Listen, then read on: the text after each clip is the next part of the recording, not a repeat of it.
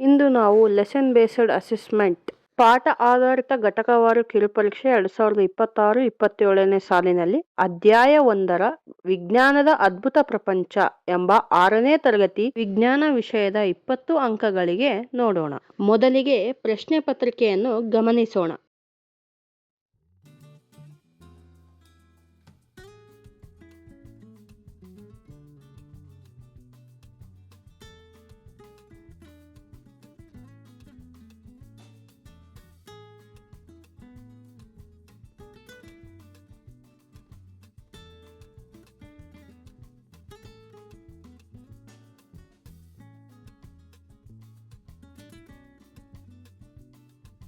ಪ್ರಶ್ನೆ ಪತ್ರಿಕೆಯ ಉತ್ತರಗಳನ್ನು ನೋಡೋಣ. ಅಧ್ಯಾಯ 1ರ ಪ್ರಶ್ನೆ ಪತ್ರಿಕೆಯ ಕೀ ಉತ್ತರಗಳು ಇಲ್ಲಿವೆ.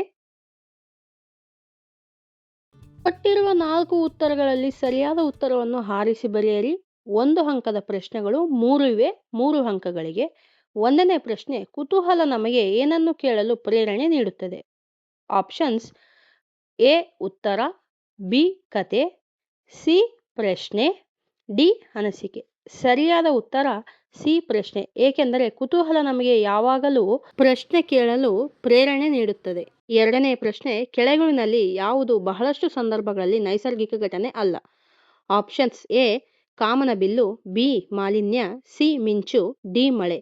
ನೈಸರ್ಗಿಕ ಘಟನೆಯಲ್ಲಿ ಬರುವಂತಹದ್ದು ಕಾಮನಬಿಲ್ಲು, ಮಿಂಚು ಮತ್ತು ಮಳೆ ಅದಕ್ಕಾಗಿ ಮಾಲಿನ್ಯ ನೈಸರ್ಗಿಕ ಘಟನೆ ಅಲ್ಲ. ಮುಂದಿನ ಪ್ರಶ್ನೆ, ನೀರು ಮಂಜುಗಡ್ಡೆಯಾಗುವುದು? ಆಪ್ಷನ್ ಎ ತಂಪು ಮಾಡಿದಾಗ, ಬಿ ಕುದಿಸಿದಾಗ, ಸಿ ಬಿಸಿ ಮಾಡಿದಾಗ, ಡಿ ಯಾವುದೂ ಅಲ್ಲ. ಸರಿಯಾದ ಉತ್ತರ ಎ ತಂಪು ಮಾಡಿದಾಗ. ಒಂದು ವಿಭಾಗದ ಪ್ರಶ್ನೆಯನ್ನು ನೋಡಿದ್ದೇವೆ. ಈಗ 2ನೇ ವಿಭಾಗದಲ್ಲಿ ನೋಡೋಣ. ಬಿಟ್ಟ ಸ್ಥಳವನ್ನು ತುಂಬಿರಿ.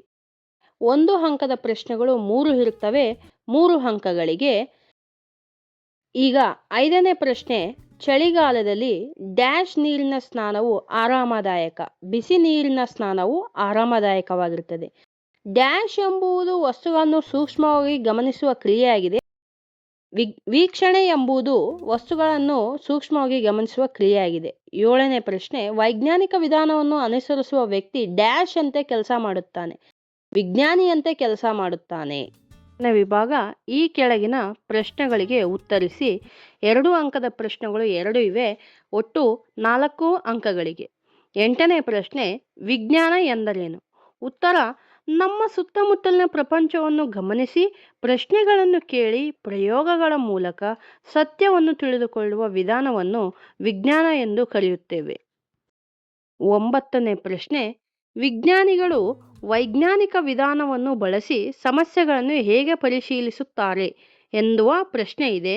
ಉತ್ತರ: ವಿಜ್ಞಾನಿಗಳು ಮೊದಲು ಅವಲೋಕನ ಮಾಡುತ್ತಾರೆ, ನಂತರ ಪ್ರಶ್ನೆಗಳನ್ನು ಕೇಳುತ್ತಾರೆ, ಊಹೆಯನ್ನು ರೂಪಿಸುತ್ತಾರೆ, ಪ್ರಯೋಗಗಳನ್ನು ನಡೆಸುತ್ತಾರೆ ಮತ್ತು ಫಲಿತಾಂಶಗಳನ್ನು ವಿಶ್ಲೇಷಿಸಿ ತೀರ್ಮಾನಕ್ಕೆ ಬರುತ್ತಾರೆ. ಮುಂದಿನ ವಿಭಾಗದ ಪ್ರಶ್ನೆ, ಈ ಕೆಳಗಿನ ಪ್ರಶ್ನೆಗಳಿಗೆ ಉತ್ತರಿಸಿ. 3 ಅಂಕದ ಪ್ರಶ್ನೆಗಳು 2 ಇವೆ, ಒಟ್ಟಾಗಿ 6 ಅಂಕಗಳಿಗೆ. 10ನೇ ಪ್ರಶ್ನೆ, ಎ ವಿಜ್ಞಾನದ ಅಧ್ಯಯನಕ್ಕೆ ಪ್ರೇರಣೆ ನೀಡುವ ಮೊದಲ ಹಂತ ಯಾವುದು? ಉತ್ತರ: ವಿಜ್ಞಾನದ ಅಧ್ಯಯನಕ್ಕೆ ಪ್ರೇರಣೆ ನೀಡುವ ಮೊದಲ ಹಂತ ಯಾವುದೆಂದರೆ ಕುತೂಹಲ. ವೈಜ್ಞಾನಿಕ ಪ್ರಕ್ರಿಯೆಯಲ್ಲಿ ಮುಖ್ಯ ಚಟುವಟಿಕೆ ಯಾವುದು ಎಂದು ಕೇಳಿರುತ್ತಾರೆ. ಉತ್ತರ: ಅವಲೋಕನ. ಅವಲೋಕನ ಎನ್ನುವುದು ವೈಜ್ಞಾನಿಕ ಪ್ರಕ್ರಿಯೆಯಲ್ಲಿ ಮುಖ್ಯ ಚಟುವಟಿಕೆಯಾಗಿದೆ. 3ನೇದು, ಕುತೂಹಲ. ಈ ಪದದ ವ್ಯಾಖ್ಯಾನವನ್ನು ನೀಡಿ ಎಂದು ಕೇಳಿರುತ್ತಾರೆ. ಉತ್ತರ: ಕುತೂಹಲ ಎಂದರೆ ಏನಾದರೂ ಕಲಿಯುವ ಅಥವಾ ತಿಳಿಯುವ ಇಚ್ಛೆ. ಈಗ ನಾವು ಮುಂದಿನ ಪ್ರಶ್ನೆಗೆ ಹೋಗೋಣ. 11ನೇ ಪ್ರಶ್ನೆ ಹೀಗಿದೆ: ವೈಜ್ಞಾನಿಕ ವಿಧಾನದಲ್ಲಿ ಇರುವ ಹಂತಗಳನ್ನು ಫ್ಲೋ ಚಾರ್ಟ್ ಮೂಲಕ ಚಿತ್ರಿಸಿ ಎಂದು ಕೇಳಿರುತ್ತಾರೆ. ಉತ್ತರ: ವೈಜ್ಞಾನಿಕ ವಿಧಾನದ ಹಂತಗಳು ಇಲ್ಲಿ ಬಹಳಷ್ಟಿವೆ, ಅದಕ್ಕಾಗಿ ಒಂದೊಂದಾಗಿ ನೋಡೋಣ. ಅವಲೋಕನ, ಪ್ರಶ್ನೆಗಳನ್ನು ಕೇಳುವುದು, ಊಹೆ ಮತ್ತು ಪ್ರಯೋಗ, ವಿಶ್ಲೇಷಣೆ, ತೀರ್ಮಾನ, ಒಪ್ಪಿಕೊಂಡ ಊಹೆ ಮತ್ತು ಸಿದ್ಧಾಂತ. ಇಲ್ಲಿ ಊಹೆ ಮತ್ತು ತೀರ್ಮಾನದ ನಡುವೆ ಒಂದು ತಿರಸ್ಕರಿಸಿದ ಊಹೆ ಎಂದು ಇದೆ.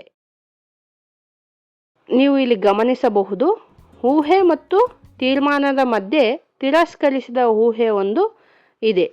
ಮುಂದಿನ ವಿಭಾಗಕ್ಕೆ ಹೋಗೋಣ. ಈ ಕೆಳಗಿನ ಪ್ರಶ್ನೆಗಳಿಗೆ ಉತ್ತರಿಸಿ. ಇಲ್ಲಿ 4 ಅಂಕದ ಪ್ರಶ್ನೆ ಒಂದಿದೆ 4 ಅಂಕಗಳಿಗೆ. ಆ ಪ್ರಶ್ನೆ ಏನೆಂದರೆ ಜಲಚಕ್ರದ ಹಂತಗಳನ್ನು ಹೊಂದಿರುವ ಚಿತ್ರವನ್ನು ರಚಿಸಿ ಎಂದು ಕೇಳಿರುತ್ತಾರೆ. ಉತ್ತರ: ಜಲಚಕ್ರದ ಮುಖ್ಯ ಹಂತಗಳು ಆವಿಕರಣ, ಸಾಂದ್ರೀಕರಣ, ಮಳೆ ಬೀಳುವಿಕೆ, ಸಂಗ್ರಹಣೆ. ಇಲ್ಲಿ ಆವಿಕರಣ ಅಂದರೆ ಎವಾಪರೇಷನ್, ಸಾಂದ್ರೀಕರಣ ಅಂದರೆ ಕಂಡೆನ್ಸೇಷನ್, ಮಳೆ ಬೀಳುವಿಕೆ ಅಂದರೆ ಪ್ರಿಸಿಪಿಟೇಷನ್, ಸಂಗ್ರಹಣೆ ಅಂದರೆ ಕಲೆಕ್ಷನ್. ಆವಿಕರಣ ಎಂದರೆ ಸೂರ್ಯನ ಶಾಖದಿಂದ ನೀರು ಆವಿಯಾಗುತ್ತವೆ. ಆವಿ ತಣ್ಣಗಾಗಿ ಮೋಡಗಳು ರೂಪುಗೊಳ್ಳುತ್ತವೆ. ಇದು ಸಾಂದ್ರೀಕರಣ ಆಗುತ್ತದೆ. ಮೋಡಗಳಿಂದ ಮಳೆ, ಹಿಮ ಅಥವಾ ಆಲಿಕಲ್ಲು ಮಳೆ ಬೀಳುತ್ತದೆ. ಸಂಗ್ರಹಣೆ ಎಂದರೆ ಮಳೆ ನೀರು, ಕೆರೆ ನೀರು ಮತ್ತು ಸಮುದ್ರದ ಮುಂತಾದ ಜಲಾಶಯದಿಂದ ಸೇರುತ್ತದೆ. ಇಲ್ಲಿ ಜಲಚಕ್ರದ ಚಿತ್ರವನ್ನು ನೀವು ಗಮನಿಸಬಹುದು. ಮೊದಲಿಗೆ ಮಳೆ ಬೀಳುವಿಕೆಯಾಗಿ ಸಂಗ್ರಹಣೆ ಆಗುತ್ತದೆ. ಇದು ಆವಿಕರಣವಾಗಿ ಸಾಂದ್ರೀಕರಣದಲ್ಲಿ ಈ ಚಿತ್ರವನ್ನು ನಾವು ಗಮನಿಸಬಹುದು. ಮುಂದೆ ನಾವು ಅಧ್ಯಾಯ 1ರ ವಿಜ್ಞಾನದ ಅದ್ಭುತ ಪ್ರಪಂಚ ಎನ್ನುವ ಪಾಠದ ಬ್ಲೂ ಪ್ರಿಂಟ್ ಅನ್ನು ನೋಡೋಣ. 6ನೇ ತರಗತಿಯಲ್ಲಿ ವಿಜ್ಞಾನ 20 ಅಂಕಗಳಿಗೆ ನಾವು ಆಬ್ಜೆಕ್ಟಿವ್ ನೀಡಿದ್ದೇವೆ. ಜ್ಞಾನಕ್ಕೆ ನಾವು 7 ಅಂಕಗಳು, ತಿಳುವಳಿಕೆಗೆ 6 ಅಂಕಗಳು, ಅನ್ವಯಕ್ಕೆ 3 ಅಂಕಗಳು, ವಿಶ್ಲೇಷಣೆ ಅಥವಾ ಕೌಶಲ್ಯಕ್ಕೆ 4 ಅಂಕಗಳು, ಒಟ್ಟು 20 ಅಂಕಗಳು. ಇಲ್ಲಿ 2ನೇದು ಕ್ಲಿಷ್ಟತೆಯ ಮಟ್ಟ, ಡಿಫಿಕಲ್ಟಿ ಲೆವೆಲ್. ಕೆಳಗಿನಂತೆ ಅಂಕಗಳ ಹಂಚಿಕೆ ಮಾಡಿದ್ದೇವೆ. ಸುಲಭ, ಸಾಧಾರಣ ಮತ್ತು ಕಠಿಣವಾಗಿ. ಶೇಕಡವಾರು 45% ಸುಲಭ, ಸಾಧಾರಣ 30%, ಕಠಿಣ 25%, 20 ಅಂಕಗಳಿಗೆ. 3ನೇದು ಪ್ರಶ್ನೆಗಳ ಸ್ವರೂಪವನ್ನು ನೋಡೋಣ. ಪ್ರಶ್ನೆಗಳ ಸ್ವರೂಪದಲ್ಲಿ ವಸ್ತುನಿಷ್ಠ ಪ್ರಶ್ನೆಗಳು 1 ಅಂಕದ ಪ್ರಶ್ನೆಗಳು 3 ಇವೆ, 3 ಅಂಕಗಳಿಗೆ. ಬಿಡಿಸಿ ಬರೆಯಿರಿ ಎಂಬ ಪ್ರಶ್ನೆಗಳು 1 ಅಂಕದ ಪ್ರಶ್ನೆಗಳು 3 ಇವೆ, 3 ಅಂಕಗಳಿಗೆ. ಅತಿ ಸಣ್ಣ ಉತ್ತರ ಪ್ರಶ್ನೆಗಳು 2 ಪ್ರಶ್ನೆಗಳಿವೆ, 2 ಅಂಕದ ಪ್ರಶ್ನೆಗಳು 4 ಅಂಕಗಳಿಗೆ. ಕಿರು ಉತ್ತರದ ಪ್ರಶ್ನೆಗಳು ಅಂದರೆ ಶಾರ್ಟ್ ಆನ್ಸರ್ 2 ಪ್ರಶ್ನೆಗಳಿವೆ, 3 ಅಂಕದ ಪ್ರಶ್ನೆಗಳು 2 ಇವೆ, ಅದಕ್ಕಾಗಿ 6 ಅಂಕಗಳು. ದೀರ್ಘ ಉತ್ತರ ಅಂದರೆ ಲಾಂಗ್ ಆನ್ಸರ್ಸ್. ಇಲ್ಲಿ 4 ಅಂಕದ 1 ಪ್ರಶ್ನೆ ಇದೆ, 4 ಅಂಕಕ್ಕೆ. ಎಲ್ಲವನ್ನು ಕೂಡಿಸಿದಾಗ ನಮಗೆ 20 ಅಂಕಗಳಿಗೆ ನಾವು ಇಲ್ಲಿ ಬ್ಲೂ ಪ್ರಿಂಟ್ ಅನ್ನು ತಯಾರಿಸಿದ್ದೇವೆ. ಮುಂದಿನ ವಿಡಿಯೋದಲ್ಲಿ ನಿಮಗೆ ಯಾವ ಪಾಠದ ವಿಶ್ಲೇಷಣೆ ಬೇಕು ಮತ್ತು ಪ್ರಶ್ನೆ ಪತ್ರಿಕೆ ಬ್ಲೂ ಪ್ರಿಂಟ್ ಸಹಿತ ಬೇಕು ಎನ್ನುವುದನ್ನು ಕಮೆಂಟ್ ಮಾಡಿ, ಲೈಕ್ ಮಾಡಿ, ಶೇರ್ ಮಾಡಿ ಮತ್ತು ಸಬ್ಸ್ಕ್ರೈಬ್ ಮಾಡಿ.